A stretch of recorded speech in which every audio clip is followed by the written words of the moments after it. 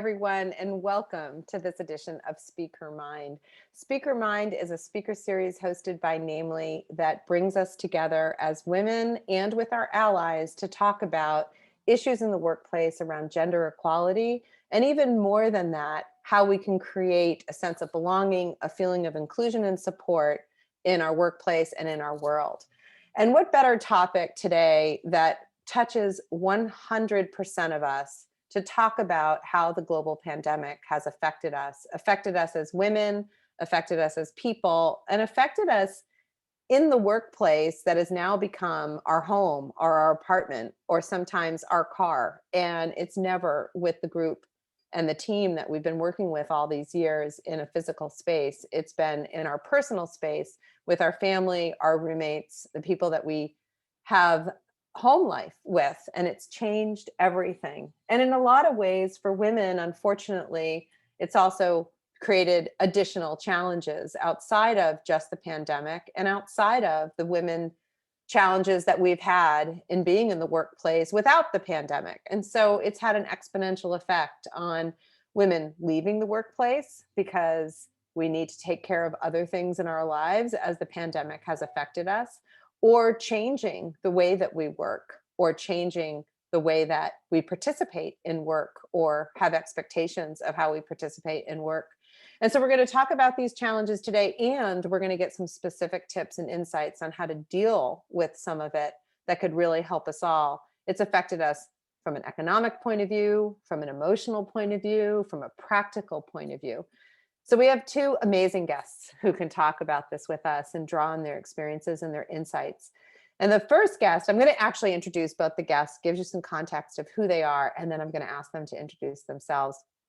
The first guest is Amy Roy, and she heads up the HR organization and is responsible for people and talent at Namely. Namely provides HR solutions via a software solution to mid-sized companies. And so what better person who is both thinking about creating a workplace that is inclusive of women, underrepresented groups, having a diverse and healthy workforce that are supplying solutions to companies for their own people. So Amy has some very unique insights, and really she's been a business leader. She's taken very intense roles in sales. She knows how to run a business. She knows how to meet a quota. And now she's running people strategies and the people organization, which she's done before at other companies as well. So I think she can bring us some really insightful points about workplace equality, but also how to create a thriving workplace for yourself and for your company at a time that is extremely challenging. And our other guest, also just as special, is Pat Waters. And Pat has run HR organizations for quite a long time. She knew very early in her career that this was the path that she wanted to take. And so her list of brands that she's been associated with is very impressive. She's run HR organizations at Yahoo, at Plantronics, at ServiceNow, at LinkedIn, and now she's running the talent and people organization at Procore. Procore is a very fast-growing software solution to the construction industry.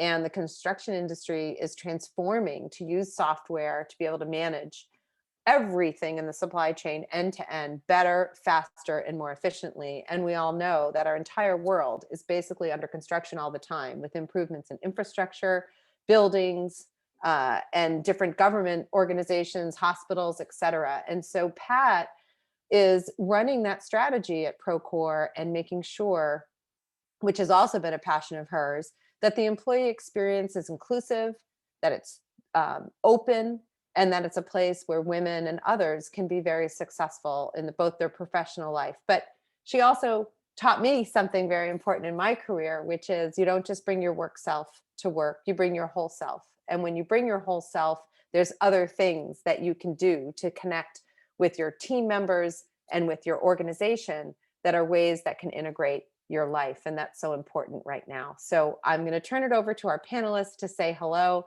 and then we'll get into our Q&A and start sharing some thoughts on this topic.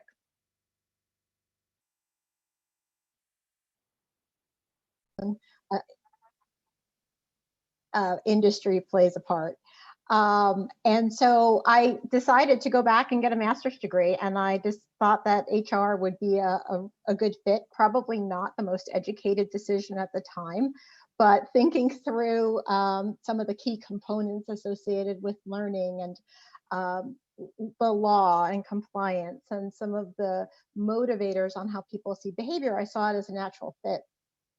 Quickly got into it, and my first role, probably in my early 20s, was to put together 55 severance packages to be delivered on one day. Yeah. And then you were wondering, why did I make this career choice, right? This is hard. Yeah. And went down a path that quickly led to getting more involved on the HR tech side of things, and then ultimately going into a sales career associated with HR tech, and spent a lot of time doing that and tied to sales operations, which has, if anyone hasn't connected the dots, things in sales operations related to compensation, creating incentive programs, motivating behavior, managing performance are all key components that overlap in the HR arena. And then I switched back and decided to concentrate in that piece, and very fortunate to be here leading the HR function at Namely.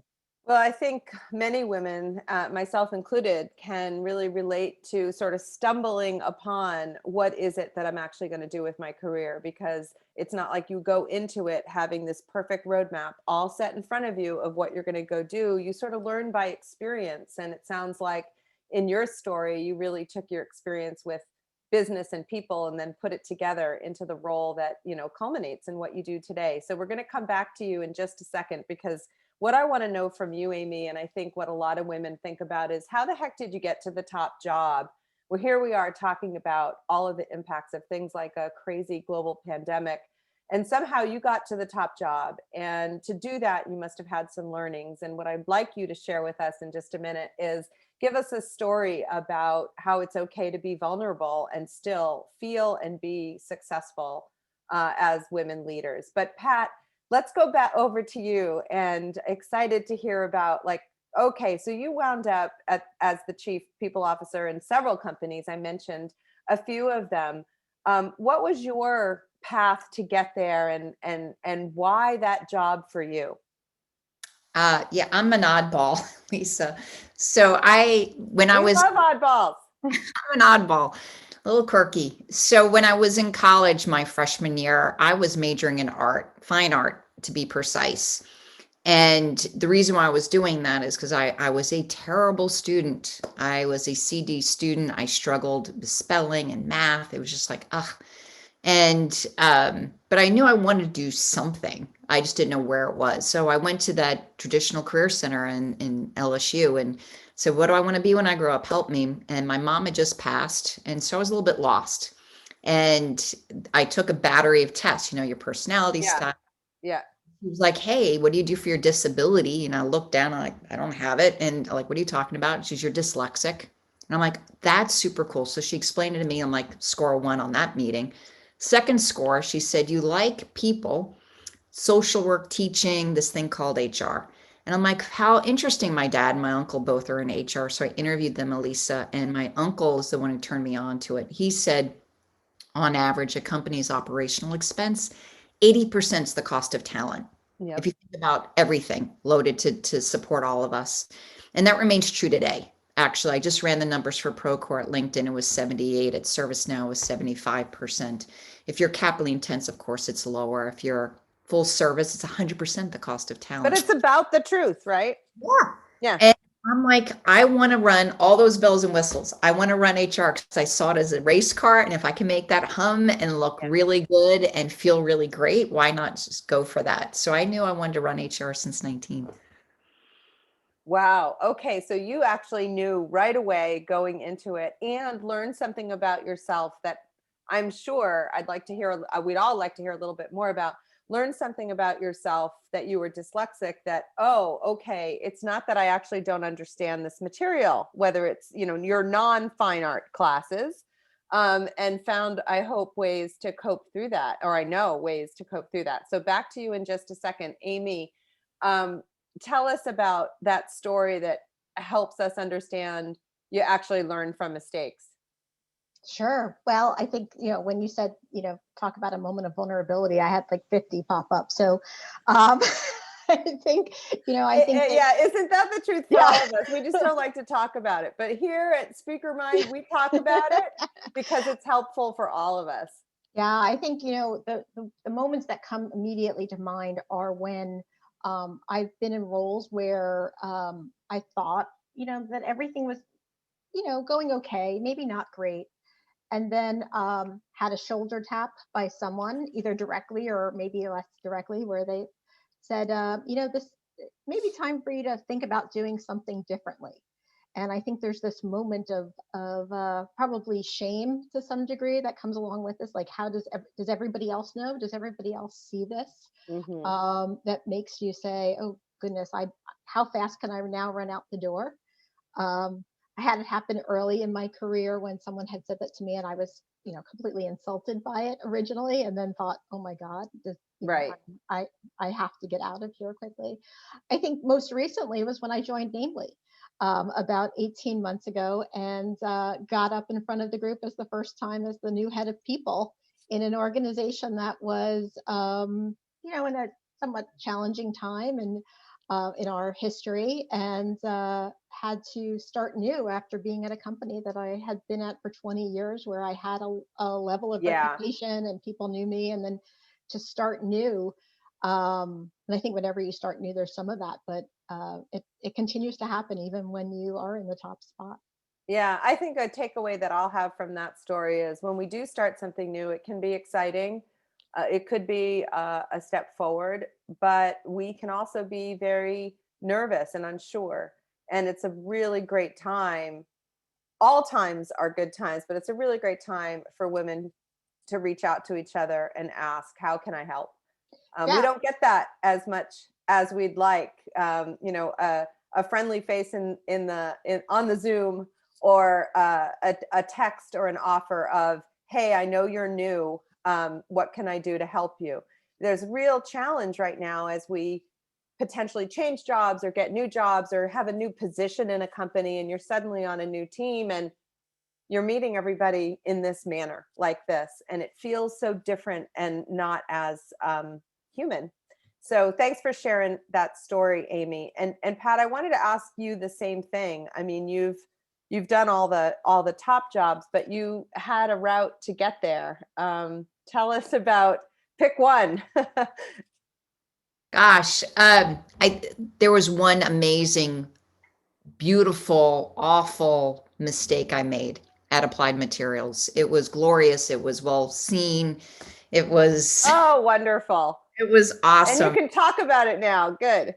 Yes. I had left the core HR job and I was the business readiness leader for an Oracle implementation at Applied.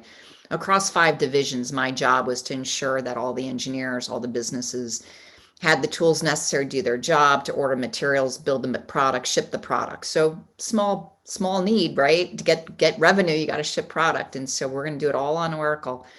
And I was tasked to create a business readiness scorecard, Elisa and Amy, that would show readiness against disaster recovery training, et cetera. And my first meeting was with the CEO, the COO, CFO, and all the presidents, and the tech sponsor, me. And within minutes, like all 5 divisions were, 3 of them were red, 2 of them were yellow. My data was right. I was so confident in my data. I was like Johnny on the spot. I was super psyched to go in that room. And I go in to explain where everyone was. Within minutes, I started getting yelled at. Within literally minutes, and I cursed at. It was miserable, and Ouch. it was awful. And the CEO calmly turned to me and said, "Pat, I don't think this is what you envisioned the meeting would go like. Apparently, there was something wrong with this meeting. I think you should end the meeting now.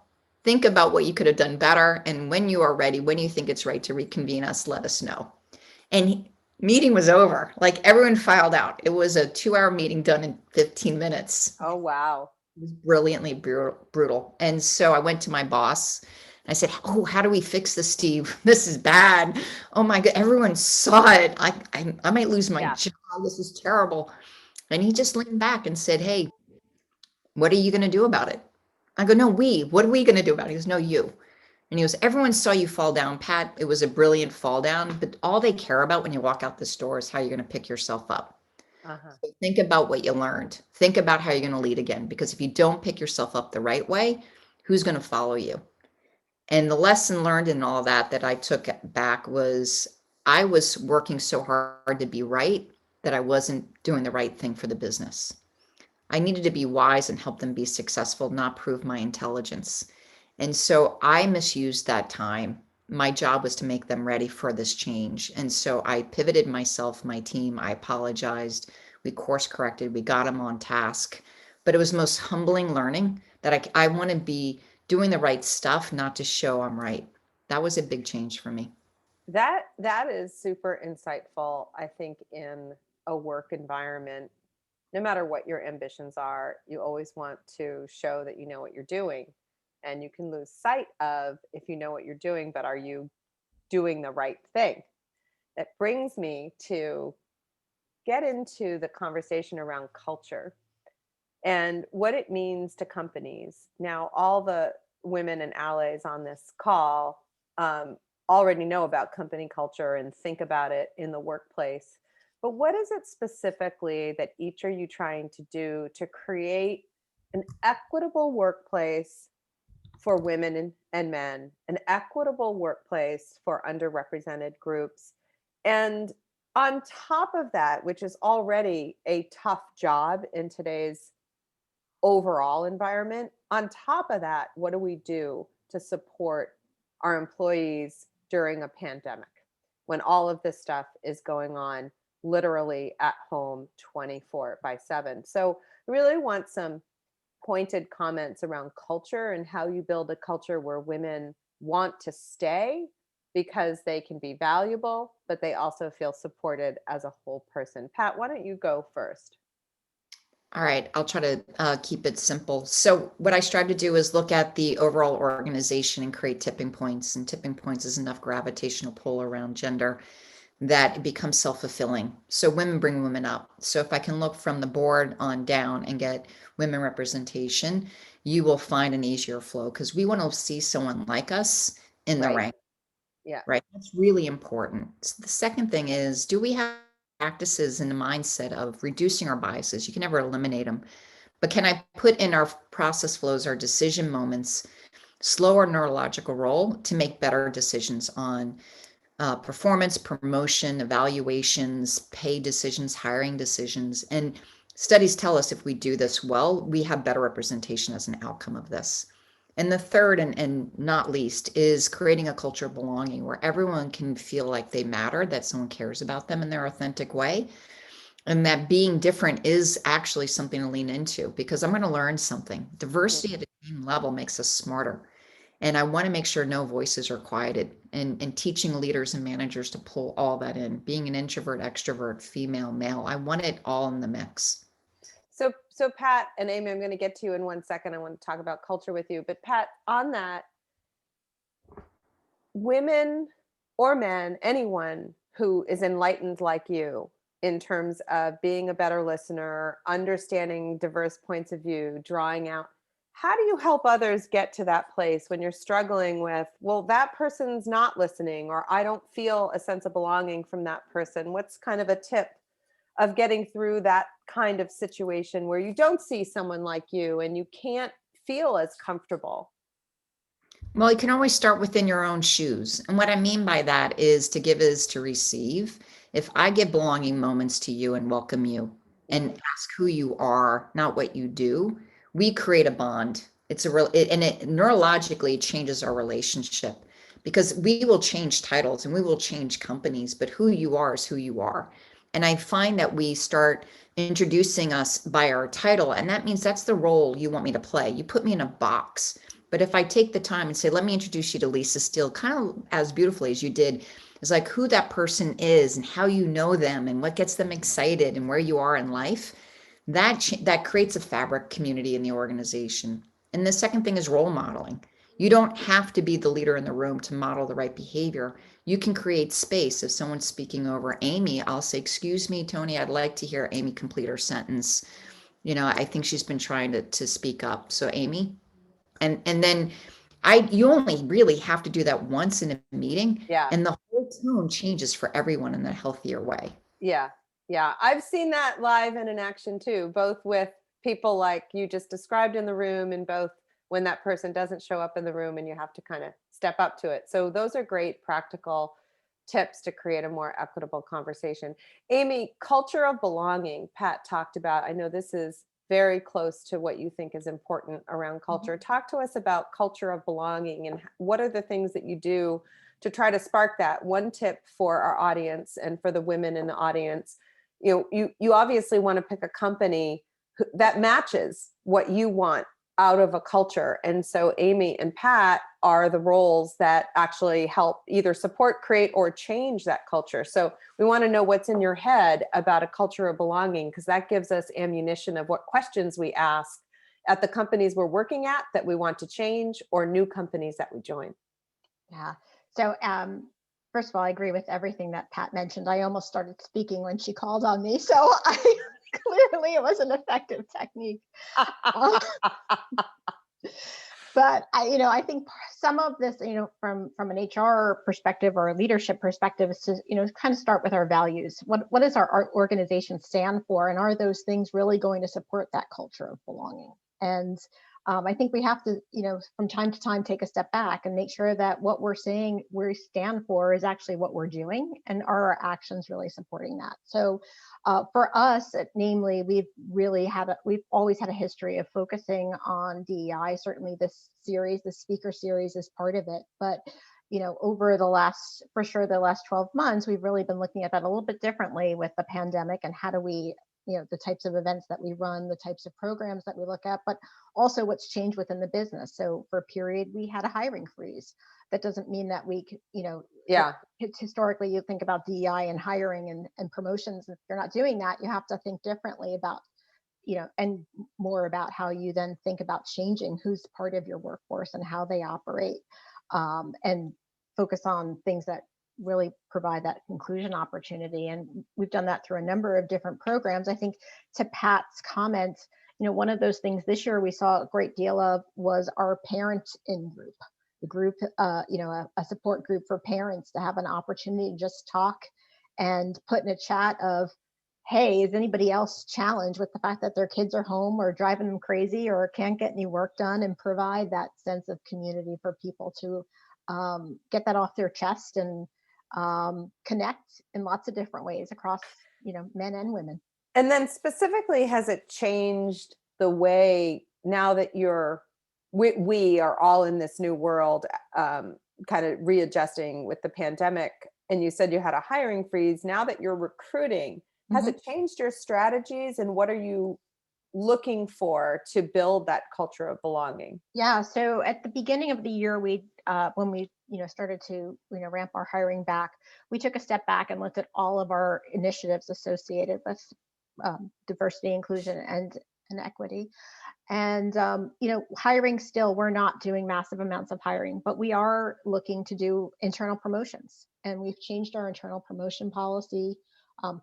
Done a much better job about publicizing it, and really making sure that we have clear guidelines with committees that include representation across gender and ethnicity, and are really focused on how we can utilize the talent we have to retain them, and to provide those opportunities, and look at it in a really equitable manner. Well, what a great tip there, for your current HR leader, or if you're joining a new company, what is our internal promotion process, right? Very, very good, Amy. So Pat, when we were talking last week, you said something to me that really sort of stopped me in my shoes. And you said, well, I was asking you about the pandemic, and you said, yeah, but there's a second pandemic, and that's women walking away. And wow, like I just sort of tried to absorb that and went, that's true. And I mentioned it in the opening comments about, we've lost some ground that we've worked really hard to get, literally over decades. So give us your thoughts about this second pandemic. Why are women walking away? And we've already talked about some things we should be looking for more support and flexibility. But want your thoughts on this as you're doing your job every day. It must be top of mind. Thank you for the question. No one anticipated a year later we'd still be working from home. I mean, it wasn't in our thought process. It wasn't in mine. Let me own my own thinking. It Yeah, was oh, me either. so I wasn't thinking about practices and policies and leaves of absence and the burden it would take, or the schools shutting down, or Right. child not being available. And what happened is that these things like rocks hitting the pond, the ripple effect overall became so much a burden for families, and women end up, and when I was serving my own employees, women took on the mantle of care disproportionately in the home. And so I sought to understand, what is it that you're struggling with? What are the challenges? What do you think are the possible solutions?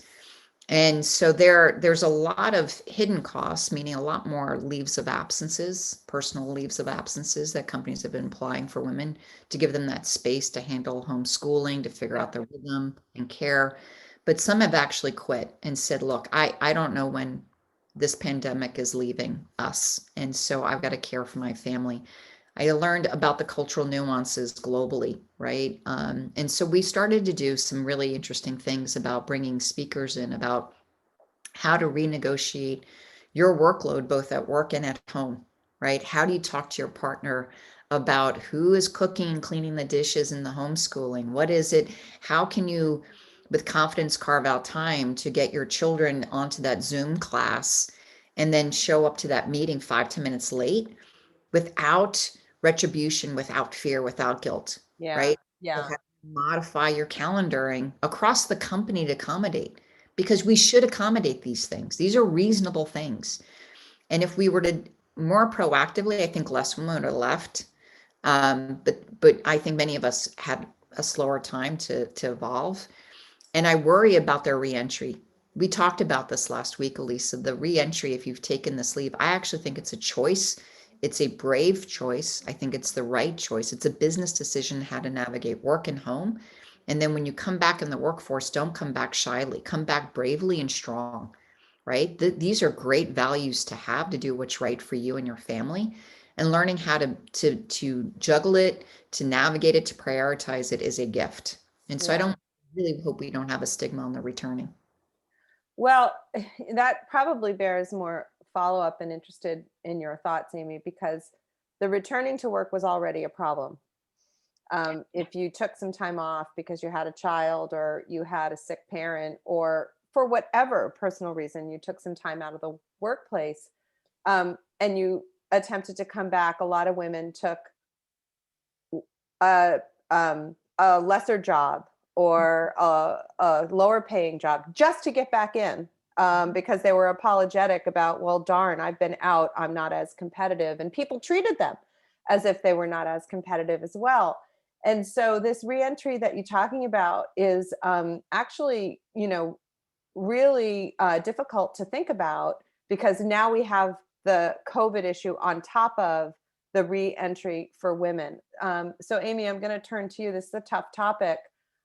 What are some things we should be thinking about for re-entry, or just, it's actually not time off when you are literally having to get out of the workplace so that you can just keep things running at home. What are your Yeah. thoughts, Amy, to share? Yeah, and my hat's off to anybody who's on this call, who's trying to manage everything today, because my kids are older and not dealing with homeschooling, but certainly recognize all of the challenges. And I think, from a reentry perspective, I think it's going to be upon us as HR leaders, but certainly as all business leaders, that as we're going through hiring processes, that we're, you know, not looking at resume gaps and saying, oh, it must just be because they can't get a job, right? Because quite honestly, a lot of people, even Yeah. without COVID right now, with the way the economy is working, unemployment is high anyway. Yeah. So I think we're all going to have to be, thinking differently about when we see that period of time on resumes, and not not acting with bias as we have seen in the past in order to do that. I think certainly reentry is important. I think the other piece we have to be cognizant of is how it impacts performance. A lot of people aren't necessarily leaving because they're trying to hold on with everything they have to stay at work and try and get their work done and try and do everything they need to do at home. And then it's going to take a toll somewhere.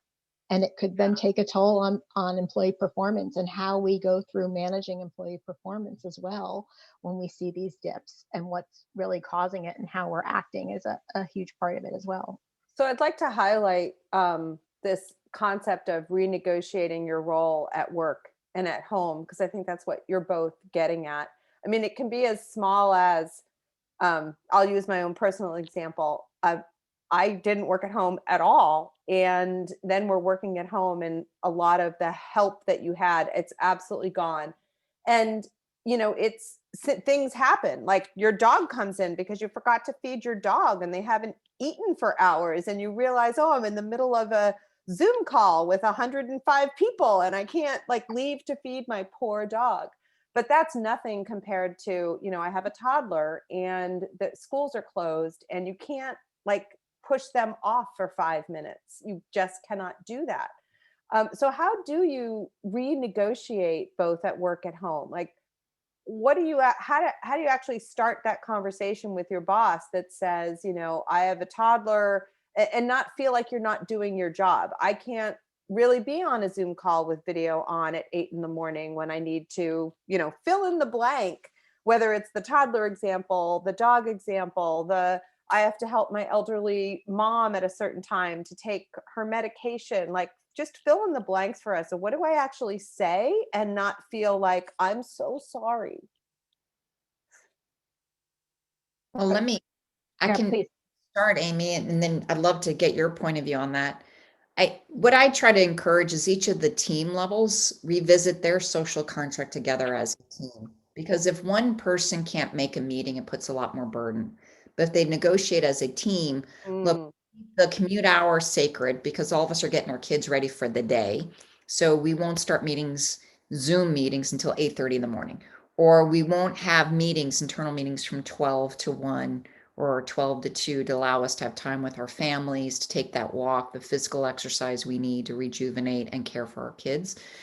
So if you negotiate as a team, you actually create guilt-free time to focus on the things that matter. And if you negotiate that, then it's a thing that you can spring off of to your family and say, here's the work schedule and how we're going to navigate. We've agreed to start meetings 5 minutes after the hour, half hour, so I can get you on Zoom. We've agreed to this lunch hour, blah, blah, blah. And then we should talk about how we're going to navigate food and late nights. And then you teach them how to negotiate that. I'll cook Tuesday, Thursday, we'll have order out. You plan the week like you would your schedule. So it doesn't feel like someone's not doing the workload and you're feeling the burden, but you approach it as a partnership. That was a real important teachable moment for my employees because they felt awkward going home to their partner and saying, you're yeah. not, right? Versus how are we going to manage our week? And I said,